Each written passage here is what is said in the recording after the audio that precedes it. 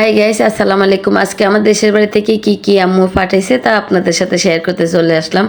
তো চলুন কি পাঠাইছে দেখা যাক। প্রথমে একটা করে আতা মোরগ, তারপরে মিষ্টি কুমড়া শাক দিল, মিষ্টি আলু শাক আমার এত প্রিয়, মিষ্টি আলু শাক দিল আমাকে।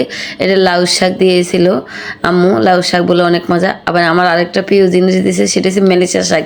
কে কে মেলেচা শাক চিনে কমেন্ট করবেন। তারপরে এটা আম শুকানো দিল, আমরে শুকিয়ে দিল। আমি যেহেতু চিনি খাই না, মিষ্টি জিনিস খাই না, তো আমি বলছি অল্প একটু আম দিও, তো অল্প একটু আম শুকানো দিল। তারপর ডাঁটা শাক দিল, লতি টোকানো দিল। লতি কিন্তু ওরা করে, তো আমি বললাম ওটা দিবা না, আমাকে লতি টোকানোটা দিবা, আমার ওটা খুব প্রিয়। নারিকেল দিল অনেকটা, 7টা নারিকেল দিল। তারপর শুটকি দিল, দেখেন কি সুন্দর কাটা শুটকি, ধোয়া অনেক পরিষ্কার। এই শুটকিগুলো খেতেও মজা। শুটকি দিল। এখানে আবার কি দিয়েছে, ছোট অল্প পলিথিনে, এটা মনে হয় মরিচ দিয়েছে, এগুলা নিজেদের শুকানো মরিচ।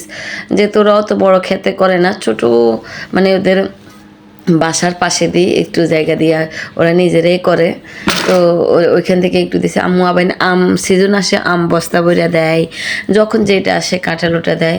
এটা বটবুটি দিল, আমি এটা রেখে আসলাম। তো আমার ভিডিওটা কেমন লাগলো